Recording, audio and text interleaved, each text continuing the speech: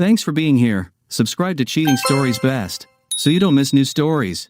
One day, on entering the house, the husband saw this. Today's story has a similar plot. Enjoy it! There were no signs. There was no strange car in the driveway, no trace of clothing from the living room to the bedroom, and no sounds spreading through the house. I wasn't feeling well, so after the morning meeting, I decided to go home. As a boss, you could do these things. I was completely shocked when I walked into the bedroom. There was my wife, with whom I had been married for 2 years, with some guy. They were having an intim. I did the only thing I could. There was a fight between us. I woke up groggy and immediately realized I was in the hospital. I also knew that my condition was bad because everything hurt. I was strong enough to turn my head and see my wife, Jenny, sitting in the chair.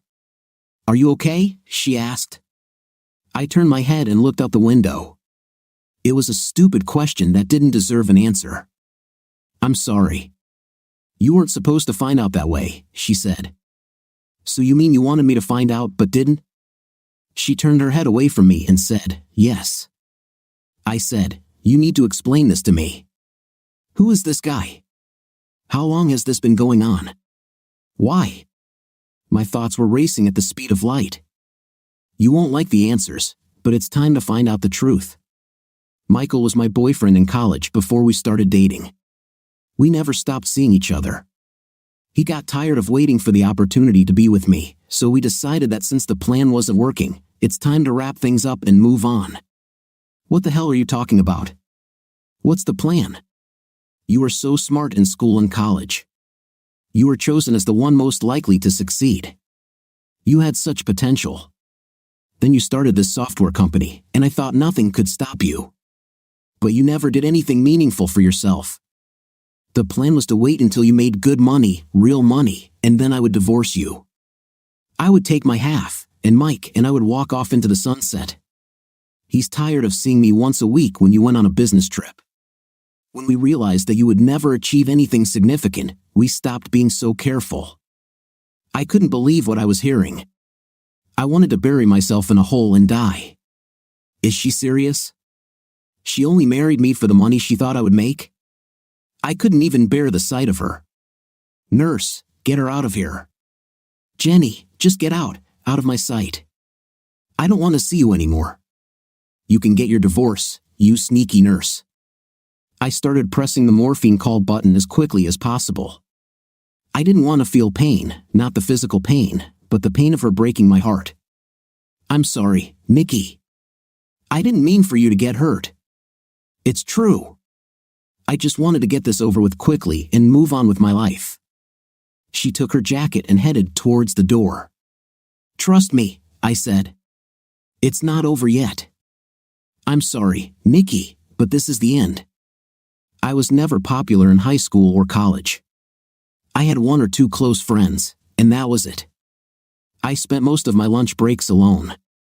So I was a little shocked and confused when Jenny, a 5 feet 7 inches, 135 pounds, blonde bombshell head cheerleader, asked me early in my 3rd year of college if she could sit with me for lunch. I was sure this was some kind of joke. In high school, I received my share of jokes, bullying, and teasing. I expected college to be different. Physical violence decreased, but psychological violence and abuse continued. You could say I was a nerd. I'm 5 feet 10 inches tall and only weigh 165. I'm not at all athletic and spent most of my time with my nose buried in a book or watching movies. "Do you mind if I sit here?" she asked a second time. "With me?" I asked.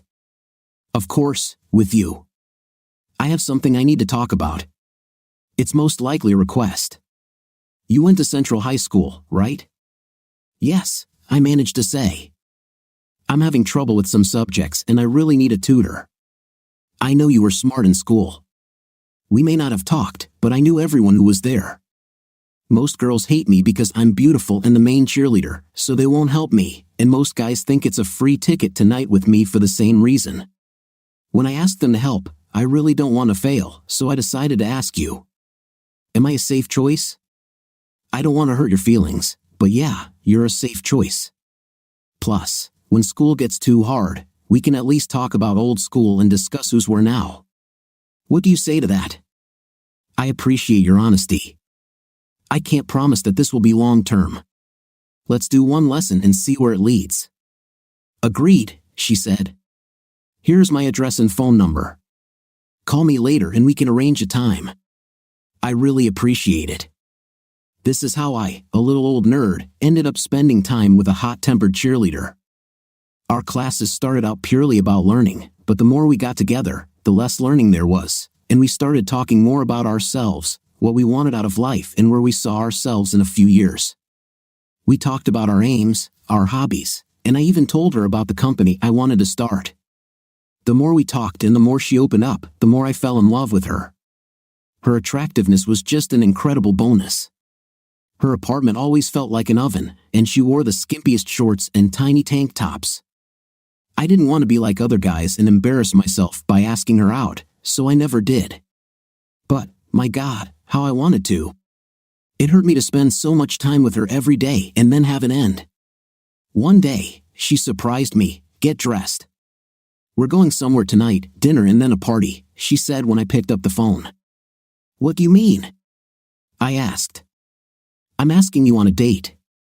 I know you're too nice a guy to ask, especially after I told you about my other male mentors, but I think we've gotten to know each other on a personal level. I think we should go on a real date and see what happens. I don't know about that. I mean, look at me. What does a person like you want from a person like me? I saw all the other guys you dated. I'm not your type. You like athletic, muscular guys with spiky gelled hair. First of all, yes, let's take a look at you. You are smart, funny, have a great personality, and most importantly, you are a real person, a man with real fears, real hopes, real dreams. Secondly, yes, you are not like all the other guys I've dated, and there were many of them. Do you know why? Because they cheat, they have egos, and they treat me like crap. You're beyond my type to find a guy to be with. She took me at my word, and we went to dinner. When we entered the restaurant holding hands, people looked at us. They looked at her because she was insanely beautiful, and they looked at me, wondering how the hell I managed to get a date with her. Dinner went well, she flirted a little and touched me.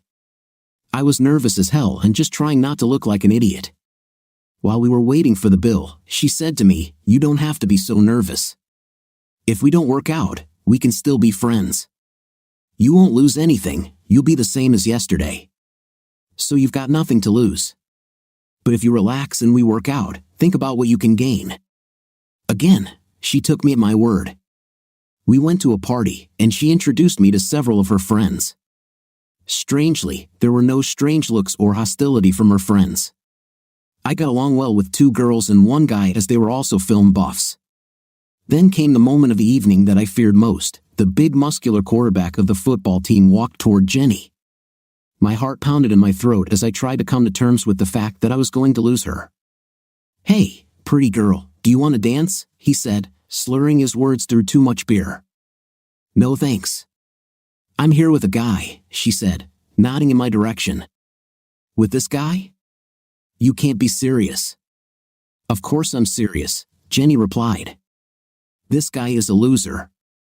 Sooner or later, you'll end up with me, so let's save time, loser. He's here with the biggest cheerleader. We must have very different definitions of what a loser is."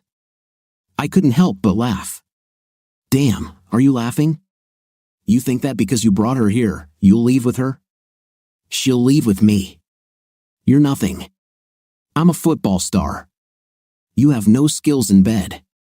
She knows that. I'll do everything possible to." This was the moment of truth. If I was going to fail, I was going to fail big time. I gathered all my strength and did my best Sean Connery imitation by interrupting him. "Your best? Losers are always whining about their best. Winners go home and make love to the prom queen." This caused loud laughter from the entire crowd. He started to get tense, but his friend came over, calmed him down, and he left with his tail between his legs. The evening promised to be good. As I walked Jenny home, I walked up to her door. She kissed me. "I may not be a prom queen, but I would love for you to spend the night." We made love that night, became a couple, and spent all our time together. She moved in with me 2 months later. 2 years later, we had a magnificent triumph. We graduated, got married, went on our honeymoon, and when we returned home, I opened my own business. Everything was wonderful. Wow, you look terrible, my brother Anthony had a way with words. I knew he would be here the second time I woke up. He wouldn't come as long as Jenny was here. To say that they did not love each other is to say nothing. He always thought that she had an ulterior motive, and she believed that I idealized him too much and lived in his shadow. But he loved me. When I told him about my plans for my own business, he forced me to explain what I was up to. After I told him, he asked what I needed to get started. I said I needed a $150,000 loan for startup expenses. He made one phone call, and when he hung up, he said I would have $50,000 the next day. He didn't even let me give him the money. He said he would give me all the startup funds for a 20% silent partnership in my business. He may not have believed in my company, but he believed in me. I wasn't conscious for a long time and didn't ask. My whole body hurt, I admitted to him. Pretty bad, the doctor said. It would take about 6 weeks to recover. Nikki, why didn't you call me? You know I could help. Anthony, I found out about everything that same day. I had no idea, no clues. I must be blind. There must have been some signs. I began to get lost in my thoughts. I was waiting for him to tell me that he had warned me. He had warned me about her, but I didn't listen. He had a serious conversation with me when I sold the program a year after I started a software company. I came up with an interesting program. I won't go into details, but it's something that can now be found in almost every mobile phone. A large telephone company bought the idea. I gave them all the documents for the program, and they paid me $25 million in advance, plus 0.5% of the sales of each device that included my program. My brother arranged the deal. His 20% brought him $500,000. He asked me to hide the money from Jenny.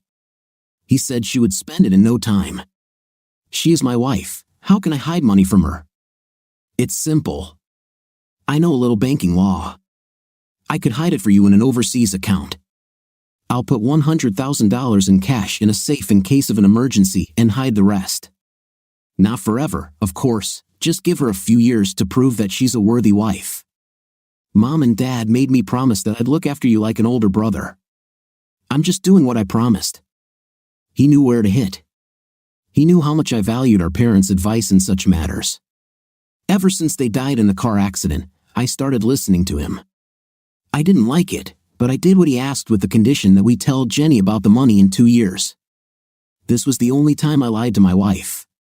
Little did I know then that less than a year later I would catch her with someone else. Get dressed. I'll get you out of this hospital. The girls will love the look of you. Nothing attracts women like sympathy, Anthony said, throwing me some clean clothes. No, I was robbed and decided not to give up my wallet. They became rude. That's the whole story. No one will know the truth. Besides, the doctor said I can't check out until tomorrow, I said, a little puzzled. Just consider it an early release, as he wheeled me out to the front entrance of the hospital. Anthony helped me to my feet. Here's the plan. We'll send you somewhere for a while to let your arm heal. I don't want to see you around town like this. Then he suddenly stopped talking. I looked where he was looking. He was staring straight at the man's mountain.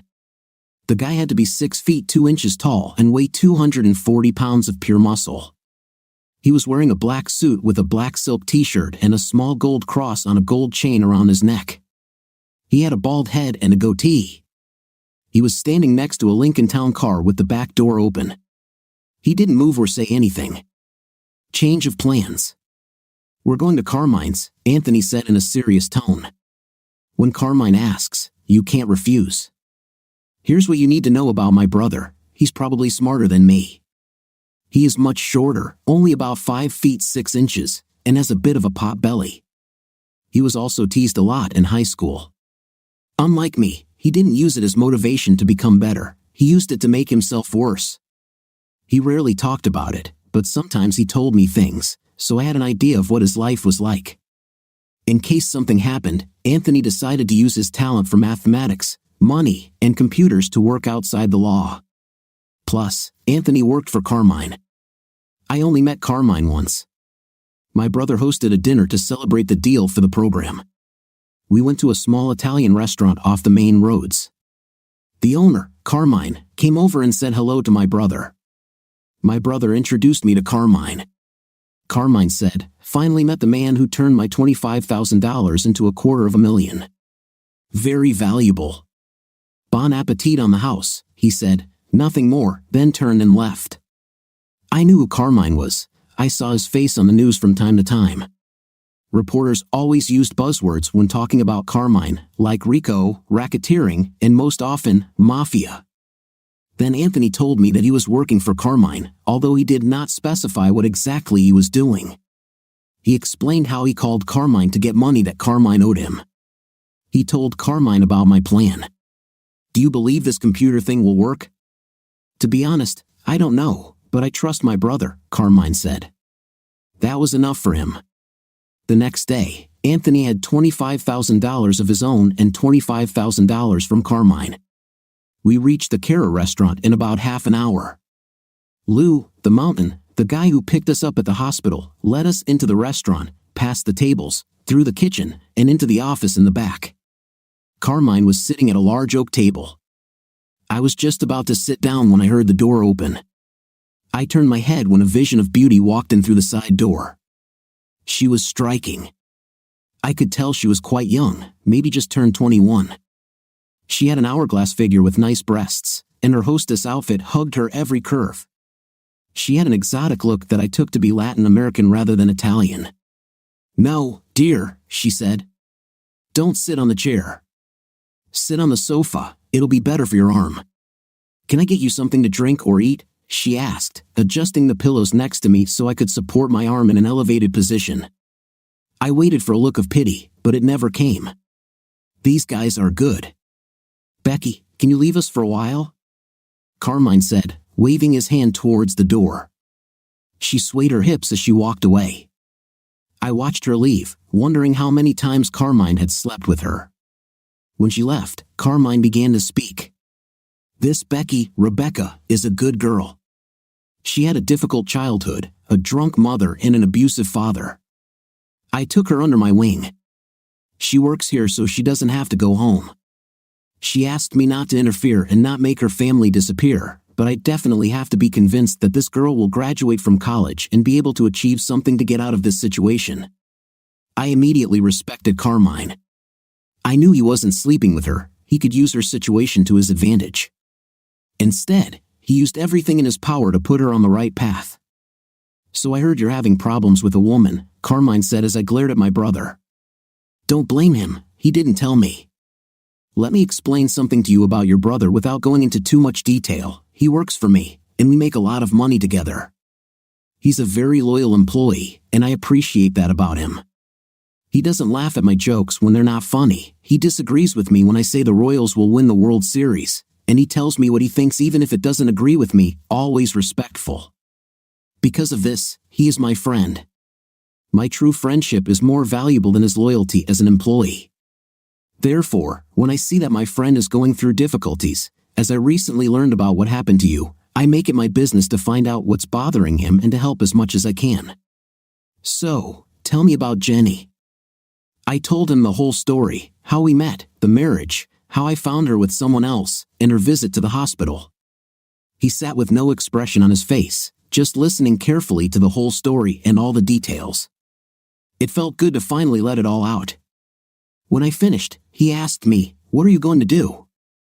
"I'm going to follow Anthony's plan, hide for a few months, come up only to sell my business, and then disappear. Between the money I saved and the money from selling the company, I could live comfortably somewhere in the Caribbean." He leaned over, looked me straight in the eyes, and asked, "But what do you really want to do?" I sighed. "Honestly, I want to make them pay. I want them to feel what they made me feel," I said, looking down. "Okay, enough of this escape. Let's work on a plan." "I don't even know where to start," I said. She called him Mike, that's all I remember.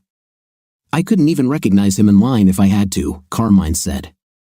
He pulled a folder from the table and threw it to me.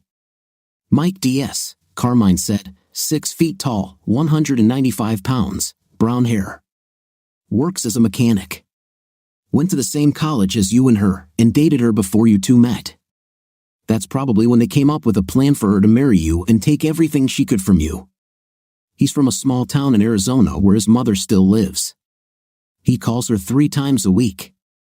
All her data is here too. He had everything, photographs, times, dates.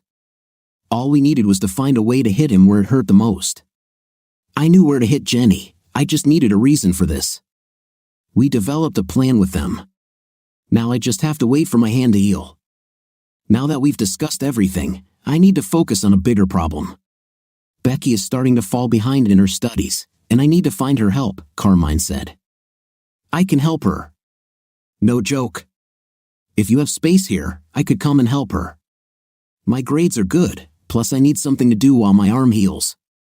My head programmer runs the office, so how can I not meet clients like this? I had an agonizing wait ahead of me. I wanted to take revenge immediately, but I knew I needed both hands to do it. At least now I had something to do while I waited. 3.5 months after I found out about Jenny's affair, the house we lived in belonged to her parents. So my brother packed up all my things while I was in the hospital.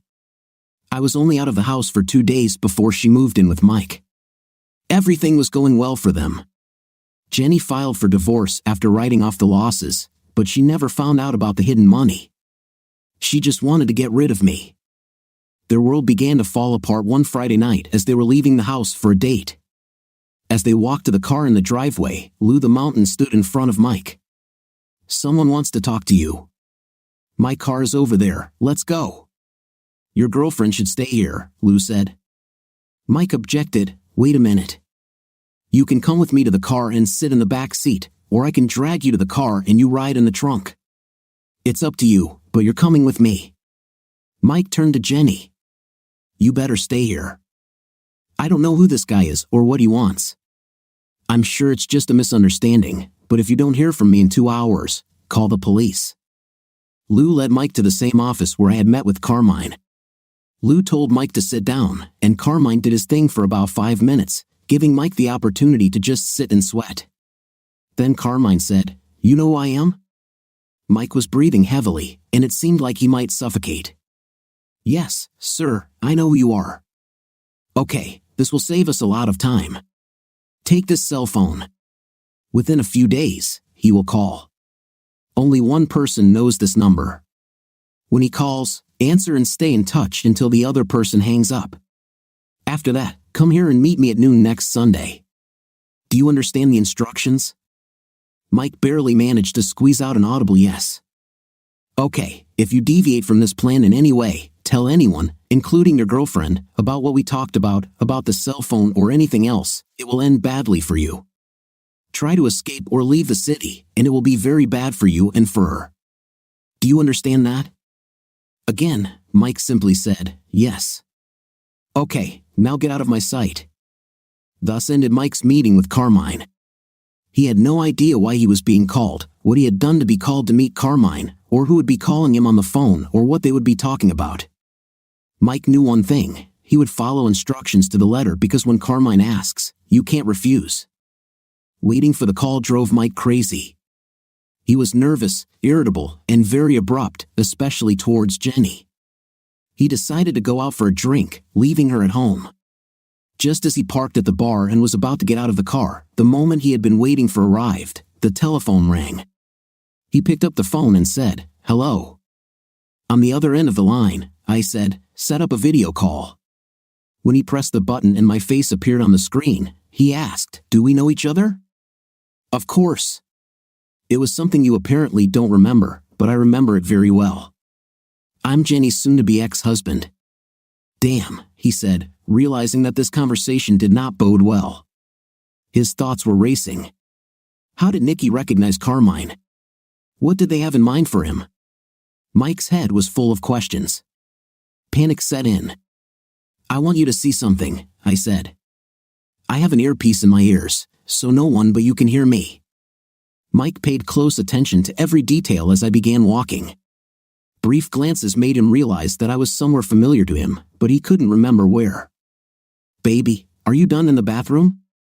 The voice came from off-screen, but Mike recognized it as soon as he heard it. It was his mother's voice. Then he realized why everything seemed familiar. He realized that I was at his mother's house in Arizona. "Sorry, got a call from a friend." "Say hi to my buddy Barry," I said, thinking of a random name for Mike. "You son of a," was all Mike could get out as I turned the phone's view so he could see his mother, but she couldn't see him. She was wearing stockings and high heels and nothing else. "Please don't do this," Mike begged. But I did, and made him watch. When Mike came to our lunch meeting, he was angry with me. He would have broken his leg and kicked my 5th place if we hadn't been at Carmine's. He knew better than to act there. Besides, he had questions that he wanted answered. "I want to know how you got it," he said as soon as he sat down. "Fair enough question," I said. "I had to do it. It's amazing that her mom's best friend sold it for only $10,000. Her friend told me everything I needed to know about your mom. She told me where I could meet her, what she was interested in, what buttons to push to make her want to know more. It turns out that your mom was much quicker to give herself to a guy who was only in town for a few weeks." "Now what?" he asked. "Now we are even for the fact that you slept with my wife. I am ready to ignore the money. Greed takes over people. I am also not angry about the beating. I was the first to rush at you." "Okay," he said, standing up and heading towards the door. "We're even on this, but we have a few more issues we need to discuss. Take a seat. I need to tell you about my surprise for your mom." He sat down again and looked at me with hatred. "Turns out your mom's friend was right. Your mom really opened up to a stranger who she thought was leaving town and never coming back. One night after night, we started talking about fantasies, and she was a little standoffish. Then I told her that anyone but a stranger could fulfill her fantasies without worrying about him judging her or meeting her at the local supermarket.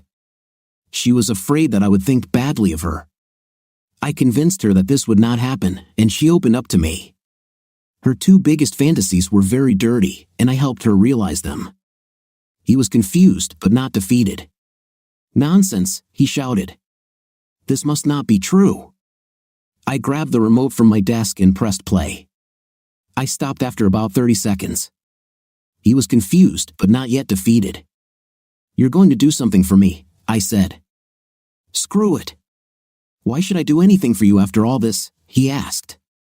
"Because if you don't, copies of this DVD will end up in the mailboxes of everyone in your mom's town in Arizona, her family, her friends, her coworkers, and everyone at the charity she volunteers at. I might attack you, but it would lead to nothing. I needed to attack someone you really care about. You've left me no choice. If you do what I ask, the original and the copies I have will be destroyed." And here it is, the very look I was waiting for. He was a defeated man. "How can I trust that you won't leave copies or that you'll actually destroy the originals as you promised?" "I can't trust you." "You can trust that they will be destroyed because I give you my word that they will be." Carmine said that must have been enough for Mike, because he stopped trying to argue. I laid everything out in front of him. I told him exactly what I wanted him to do. I told him that when this was done, he could come to my apartment. "Is that all? Can I leave?" Mike asked. "There's one more thing. After you finish this case, you'll leave town and won't come back. You won't tell anyone you're leaving or why, especially Jenny." "I just think it's best for everyone," said Carmine. Mike agreed. What else could he do when Carmine asked? You can't refuse. My doorbell rang after about 7 weeks. I opened the door to see Mike standing there. "Everything is done," he said. I gave the disc to Carmine. "I have a flight out of town tomorrow at 11 a.m. This will give me time, after Jenny leaves for work, to pack my things and catch the plane." "Okay, Mike. You kept your end of the deal, and I'll keep mine. I'll go to Carmine today and tell him to destroy the original and copies of your mom's DVD. He's been keeping them since the day we met in his office. You know, they say that women choose men who are like their fathers. It seems that men choose women who are like their mothers," Mike said. With that, he turned and walked away, and I never saw him again. I kept my word and went to Carmine. I told him he could destroy everything he had on Mike's mom, He said he would keep the disc Mike gave him until the time came. He said I didn't need to see him again and asked if I had any more questions. I found a buyer for my company, a good man. He agreed to keep all my current employees for at least a year, after which they will be reevaluated. He even included it in the contract. So you will receive a check for your 10%, plus these cell phones started selling, so we should start getting checks from them too. Okay, now I have something I want to talk to you about. Becky came to see me yesterday. How did she pass her exams? I asked. She did well. She will graduate on time next June, thanks to your help. But that's not what I want to talk about. She came to me yesterday and said that she would never ask me about my affairs, but she needed to know if you were the one doing this for me. When I asked her why, she said that during the time you spent together, she began to get attached to you and wondered if you could have some kind of future together. I told her that you don't work for me, but that I help you with personal problems. Wow. I mean, she's really attractive, smart, cheerful, and we have a good time together. I just never thought about dating her. After that conversation you had with me about her tutors, the first time we talked, maybe you should think about it. She deserves to be happy, and you're a good guy. Besides, if you're mean to her in any way, you'll see what I'll do to you, he said with a wink. Trust me, I know, I said, unsure if he was joking or serious. Okay, Carmine said. I'll keep the disc, and you just let me know when and how you want me to use it. Call me on the phone to give me the details. Okay, I said as I left his office. This seemed strange to me. I knew he hated phones, but he wanted me to call him. It didn't make sense to me, but when the time comes, I'll do as he asks. Because when Carmine asks, you can't refuse. When I reached the front door of the restaurant, I saw Becky at the hostess counter. I decided it was time to act. Hey, I heard your class went well. Yes, I'm so glad I passed those classes. It's all thanks to you. I don't know how I can thank you enough. How about you let me take you out to dinner somewhere? Not here. Maybe we can go out for a few drinks afterward. It sounds a lot like a date, she said. Funny, I was thinking exactly the same thing. I'd love to go, Nick. I waited 10 months before the ideal circumstances for the second phase were found. I had all the information I needed, so I called the number Carmine gave me. Hello, he asked when he picked up the phone. It's me. Do you have any information? I asked. Friday evening, 8 p.m., Hunter Steakhouse on Main Street. It will be done. This won't even know that Thatcher hit. You can trust me with that. Carmine hung up. I waited nervously all weekend to hear the news. I didn't hear anything until Monday morning. I left the house and went to where the newspaper boy had left my newspaper. I bent down to pick it up, and then a huge shadow enveloped me. I looked up and saw Leo. It's all done, he said emotionlessly before turning and walking away. It was over. I woke up to sunlight streaming through a gap in the curtains and straight into my eyes. She threw off the blanket in the middle of the night. God, how beautiful she is. We've only been married 3 days, but I could wake up like this for the rest of my life. Get used to it, Becky. I plan on living a long life, and that means a lot of mornings when I wake up like this, I said. Luckily, at that moment, there was a knock on the door.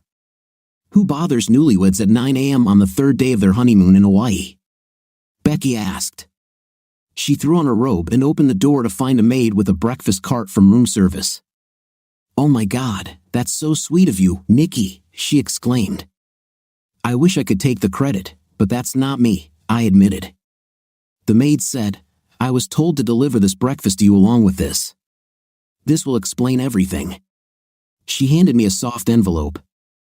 I gave her a $120 tip and closed the door behind her. I wheeled the cart to the small dining table. We started having breakfast when I opened the package.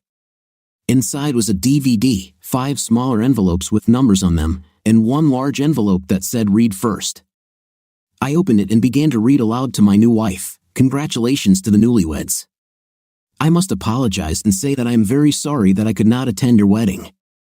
I knew you wanted a small ceremony and decided that my presence could attract unwanted attention and distract you on your big day. I always wanted what was best for you, Becky, and decided it would be best to stay home for your wedding day. Please come to the restaurant when I come back. I have a nice gift for both of you. Becky, I need you to leave Nicky alone for about half an hour.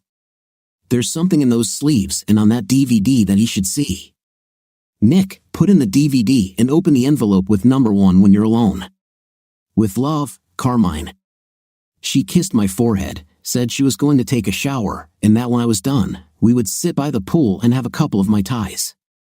When she left, I did as instructed and inserted the DVD, opening the first envelope.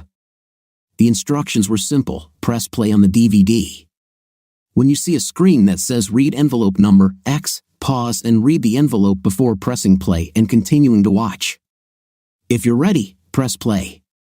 I was completely confused.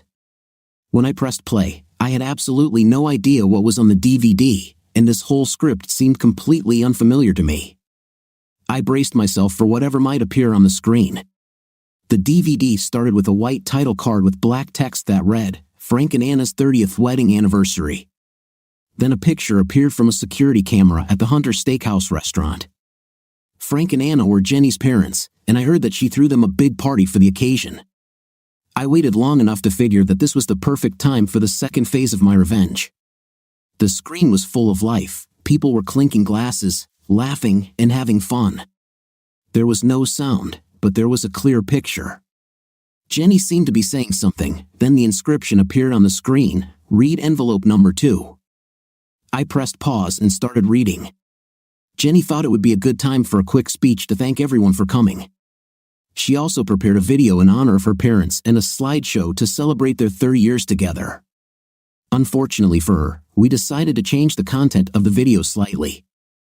I pressed play again, and on the screen, you could see a large TV being rolled out in front of the people.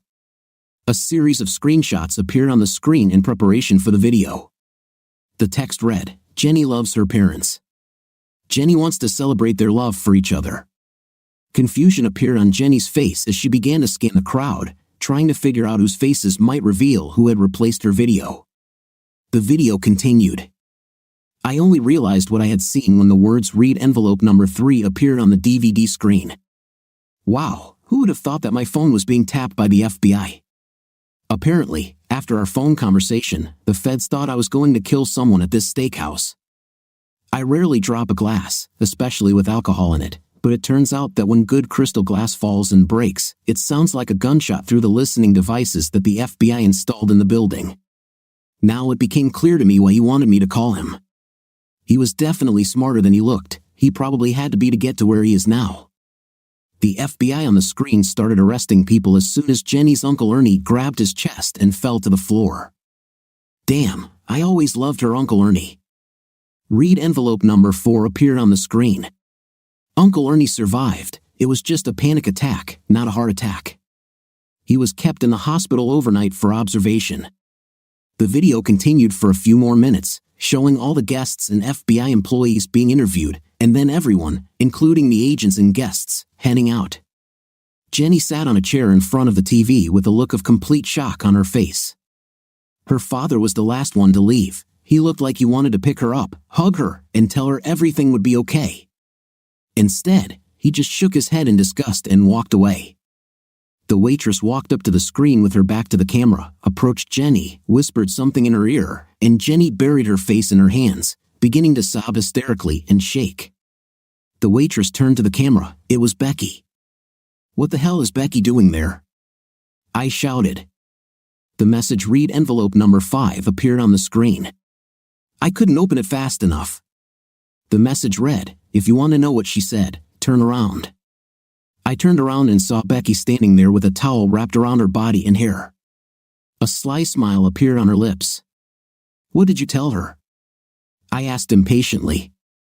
I told her Nicky said it was over now, Becky replied. I went up to her, hugged her tightly, and kissed her.